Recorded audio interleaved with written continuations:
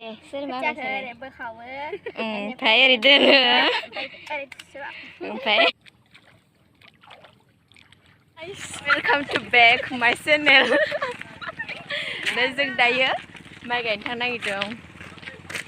हेल' guys खुलुमबाय नोंथांमोनखौ आंनि गुबुन मोनसे भिडिअ'आव बयखौबो गोसो गोरबोजों बरायहरनाय जासिग्रोनाय थाबाय।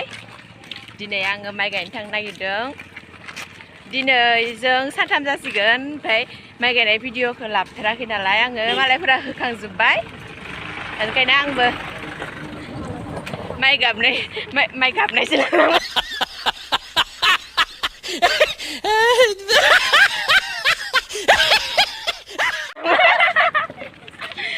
माइ गायनाय भिडिअ लाबोनो होननानै लाबोबाय आरो ना मालायफोरा होलांजोब्बाय नालाय होजोब्बाय नालाय रायलायखौनो रोंलायलाङाहाय केमेरा नायनानै दिनै गोदान लाबोफादो दे जोंनि गोदान लोगो दिनै साब्रै नोंथांमोना आंनि चेनेलखौ मोजां नुदोंब्ला साबस्क्राइब बानायना जायफोर मोजां मोनो गासिबो बिथांनि चेनेलखौ साबस्क्राइब खालामनो थुराल' होलांबाय था साबस्क्राइब खालामजोबनानै होलां आरो जोंना माइ गायग्रा जायगाखौ मोनहां जाबाय। दैमाखा बारला बुरला थांनांगौ उपाय गैया जि बुरि नुखादोहाय बेखौ मान गोनां ना मा होनहरखो दिनै ईद मुबारक हो आप सभी को मेरे दिल से सभी को ईद मुबारक दे रहा है खत्म बाय बाय टाटा गुड बाय माबा मुस्लिम रायलायनो रोङा हिन्दी रायलायनो रोङा हारसा रायलायनो रोङा जाम्बि जाना थायोनो आं सुबोदो जाय नुहुरनाया गथ' बुरखायनो थांग्रा माने सलिकान्दा थांनाय मा होनगोन बेखौ ब्रिज मा होनगोन बेखौ मा होनबावनांगौ जाखो होननाय रखम औ थांनो नागिरदों नोङो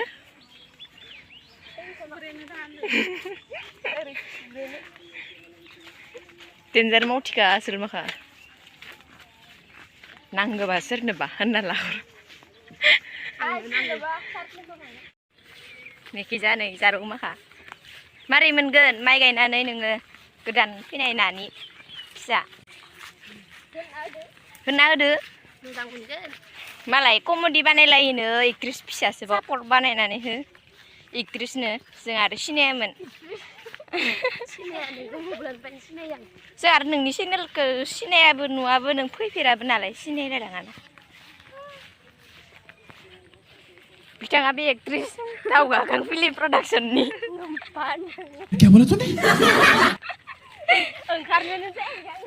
ओंखारनो जायो खारथिंलायनायालाय गाबनानै एक्टरा एक्सिडेन्ट जादों ना मामोन लायो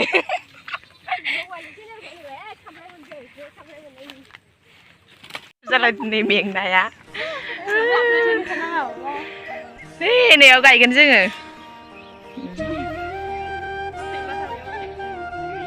सैमाबो दं ओइ बेयाव खोथिया फुदोंमोन जों होनलाय हाजिरासो जायानो आरोना जोङो न'आव नङा हाजिरासो जानो फैदो जों बेसे जाखो नोंना सानलायदो मालाय इनाबो हाजारसे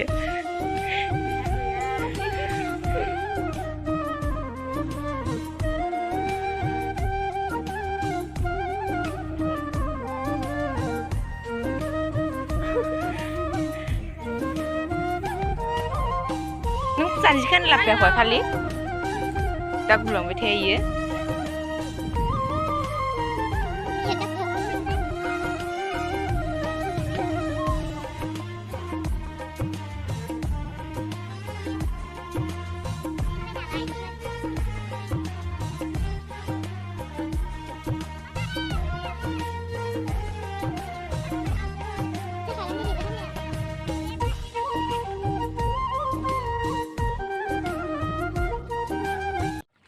Thank you. ayo Nur. Gầy जोंहा मावथिया आंबो गायनोसै एबार दे गायदो नोंबो नोंहानिखौ नायलायनि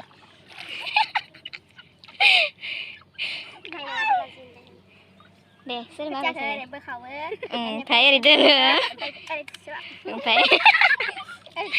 दे थुदो दोंनै दोंनै लायो ओमफ्राय नै इफोर जाबाय नोंनाव थाङो नायो आं इयाव थागोन ओं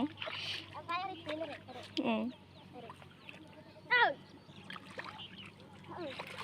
आंना सोर भिडिअ हंग्राय आंनो दा नै जों मैया इखि गायजोबदो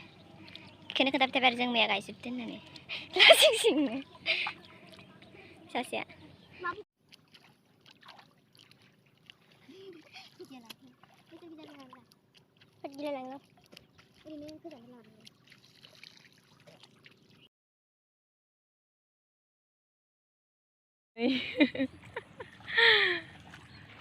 दब्लायसे गायखांलायबाय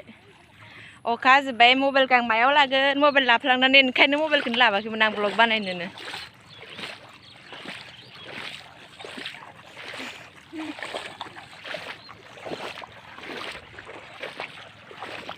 सानसेयावनो गोसोम होनलाय सानसेयाव नङाना दिनैथ' सानथाम सानब्रै मा खालामनो आरो उपाय गैला आं मबाइलखौ उदै सिङाव सोमना लानोसै दसे उनाव गायखांजोब्बाथाय भिडिअखौ लाफिननोसै आं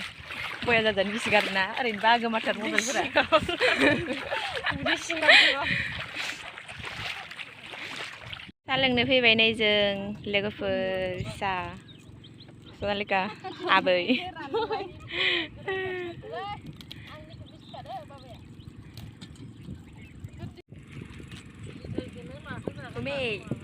हाय नायनि मोखांफोरा माबोरै बोरै जाजोबखो आंनाथ' बुगाजोबखाबाय पेटखो माइमथेराबदो बोरमानि हान्थु भुमि हान्थुसो होनो लोंनि आंहानै गाइस सेरेब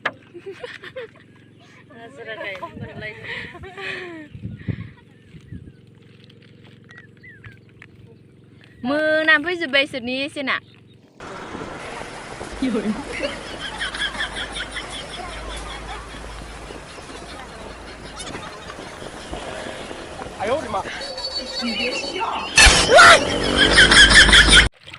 गायफिनलायनोसैलाय जोंहा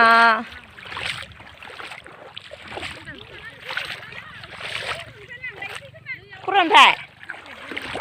आंनि भिडिअखौ दोनथ'नोसै लोगोफोर दा दसे उनाव लोगो मोनफिनगोन माहाजोन बुरैया रायगोन नङाबा माइ गायनो फैनायानो भिडिअ लाबाय थायो होननानै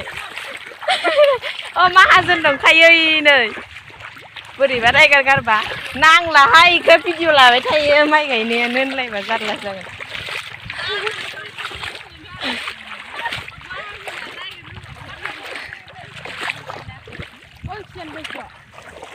बाय बाय दोनथ'नि आं गायखांनानै जों दा न'आव ओंखाम जानो थांगासिनो लोगोफोर गाइसमोन आं मा मोनसेखौ गाबज्रिगोन गाइस होनना लोगोफोर होनना जाबाय थायो देहाय हे दस्त' दा जों थांफिनगासिनो न'आव दस्त'खौनो होननांसिगोन खोमा फोथार बारियाव मोनफैबायानो आं न'आव ओंखाम जाखांनानै ओंखारनानै डाइरेक्ट फोथार बारियाव मोनफैखाबाय बिरगासिनो गां दं नालाय माथो नोंलाय मबाइल लाफागोन जारौ मा ओंख्रि जाबोनाय गाइसमोन सामथायनो माइसुं जाजोब्बायहाय मोखाङाबो नै बुगाव बुगाव जाजोब्बाय बोरैबा बुथे बुथे नुजोबथारबाय आंखौनो हा आं मिथिया आं फटक सटक लायाखै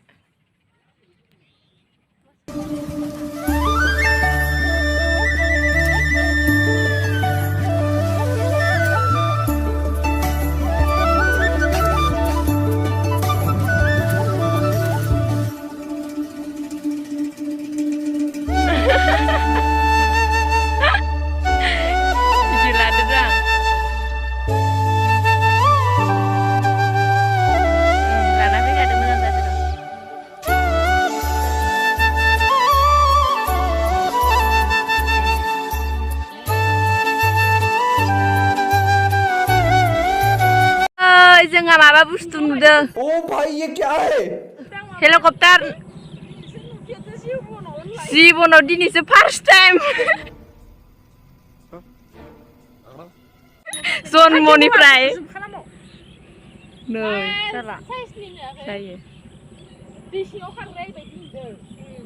मा बोरैबाय गराय सिस्टेम माबा हाथि सिस्टेम जोंहा बाबाया थांदों खोमाहाय साख्रि मावो नालाय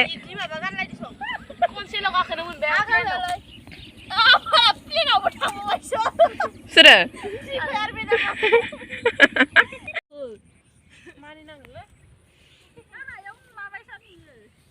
मानसिखौनो फिसा फिसा नुहुरो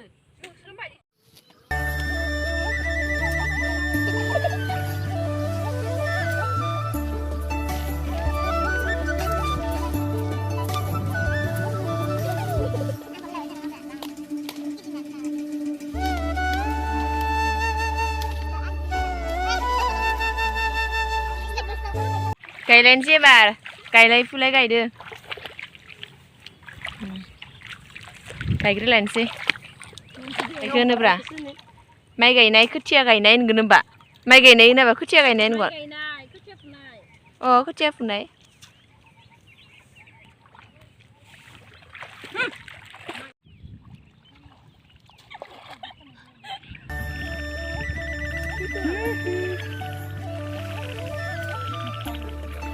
थांनोसै जोंहा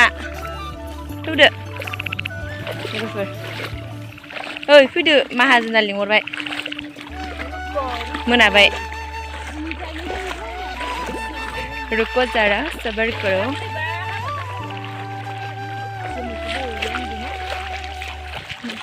गायखांना गायखांनानैसो भिडिअ लायदो जों हले गायनो थांनायानो ब्लग भिडिअस लानो थांबाय थायो होनना सानगोन बोरैबा नोंहा मालिका नोंहा जायफोर भिउवार्सफोर ना बाजै सोरबा जोंखौ सानगोन ना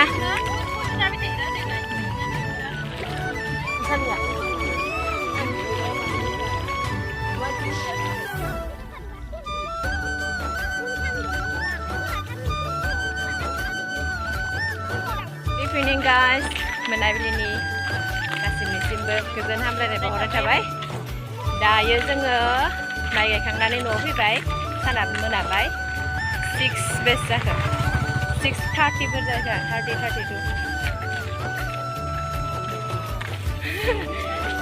आंनि भिडिअखौ बेखिनियावनो दोनथ'नोसै मोनाजोबथारबाय गाइटिं पेन्टआ